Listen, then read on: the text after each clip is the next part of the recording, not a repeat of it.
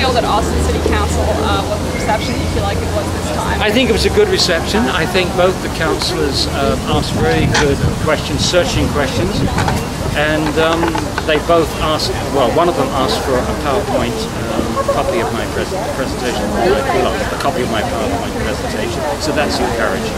They've all got a copy of the book, they've all got a copy of our book, The Case Against Fluoride.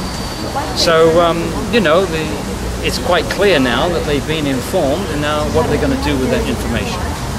So what do you think is going to happen? Do you have a feeling about it? Well, there was an ominous sign at the end about how risky it was, sort of bucking officialdom, that we have these big agencies like the CDC telling them that this is the best thing since sliced bread.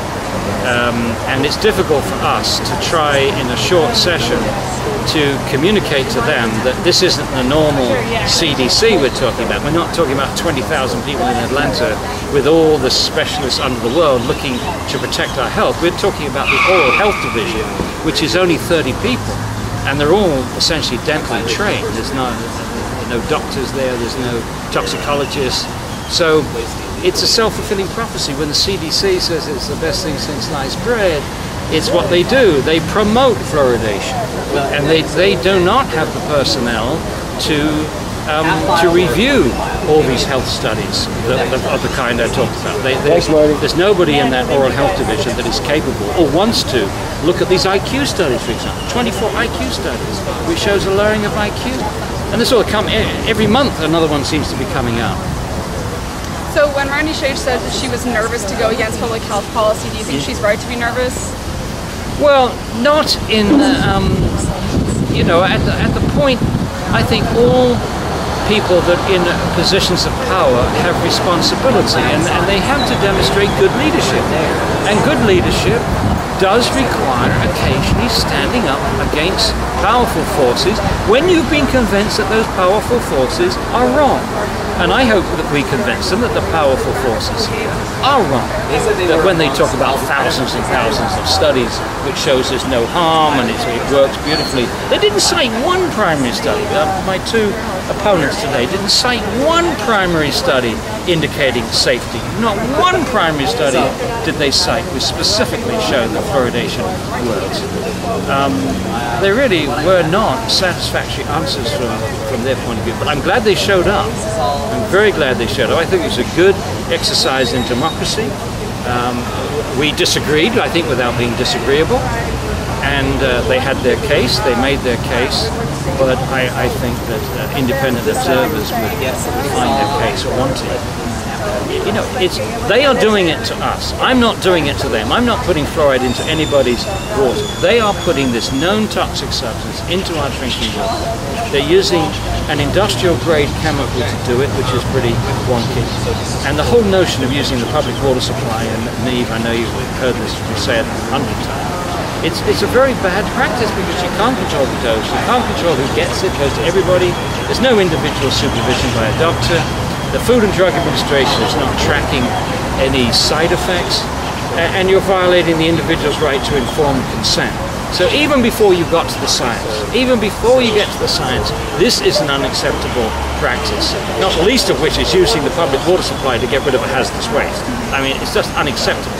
And then when you get to the science, the shock is that the evidence that it actually works is extremely weak. As again I showed this morning, very weak indeed. I could have shown more. I had to limit myself to just 10 minutes. Very weak. And again, these studies which show such poor evidence, it's not our studies, it's their studies. It's pro-fluoridation researchers, pro-fluoridation agencies. It's their studies when you look at the data which shows that it's not working. And then finally, we've got all the increasing number of studies coming from India and China and elsewhere that natural fluoride is causing harm. And there's no argument about it. There's no argument that fluoride is very toxic. There's no argument that fluoride is causing health damage to people. The only argument is about margin of safety. Is there an adequate safety margin between the doses which we know cause harm and the doses that people are going to get in the fluoridated community on the one hand, and is that margin of safety sufficient to cover the whole range of sensitivity that you can anticipate in a human population. And I focused in on one study, the Zhang study, where the threshold for lowering of IQ was 1.9 parts per million in the water. And I would go to my grave as a professor who's taught environmental toxicology that there is no adequate margin of safety from that fact to a level to protect everybody drinking fluoridated water. There just is not a margin of safety to protect everyone. You might be able to protect the average person, but you won't be able to protect everyone. And if you're the government and you're putting this substance in the water, you've got to assure people that you're protecting everyone, and there's a whacking great margin of safety. Not a squeaky little, factor of 2. You need at least a factor of 10, and they just don't have it.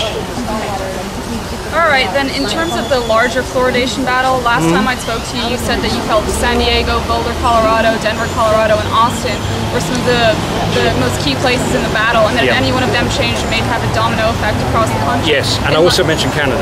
Oh, Canada. I mentioned Canada, And in light of what happened in San Diego, do you think that's a blow to the fluoride battle? Well, it was a blow, and yet it was highly predictable. California has a mandatory bill, and the only thing that's protecting the public right now is whether or not they can get the money for the equipment and the chemical. And they were able to get the money from Commission 5, I think they're called, which is tobacco money. So it's essentially illegal, so they should not be using taxpayers' money to fluoridate the water. It should be private money. But the moment they let them use this tobacco 5 money, then it was almost a self-fulfilling prophecy. We tried hard, the citizens tried hard, but yes, we did lose that. And it was a blow. I mean, it's certainly a negative from our point of view. But to offset that, I think Austin, Texas goes from strength to strength in terms of the number of people involved in this battle. And we've had tremendous success in Canada, which is the other place. Not only did we have Waterloo voted out last October, but just a few days ago, Calgary from Alberta, 1.1 million people, the council voted it out. They just had 3 votes on it. The final vote, it's out May 19th. I think that's tomorrow. Is it tomorrow? It's over in Calgary, and that's an amazing victory. So there is a huge domino effect taking place right now in Canada because of these towns in Ontario that have stopped, and now this big city in Alberta that's stopped, and Quebec has already stopped, and British Columbia has already stopped. So I expect Canada to be one of the countries. I think it's a race actually. Canada, New Zealand, and Ireland have just been